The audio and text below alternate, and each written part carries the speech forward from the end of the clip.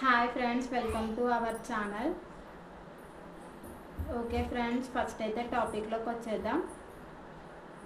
మీరు తమిళ్ చూశారు కదా, దాని గురించి మాట్లాడుకుందాం. నేను నా మీషో సెల్లర్ జర్నీ గురించి మీతో షేర్ చేసుకోవాలని వీడియో చేశాను ఫ్రెండ్స్.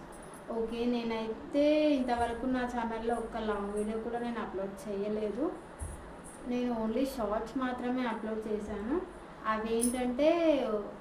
అవేంటంటే Meesho reviews, Meesho unboxing videos మాత్రమే నేను అప్లోడ్ చేశాను.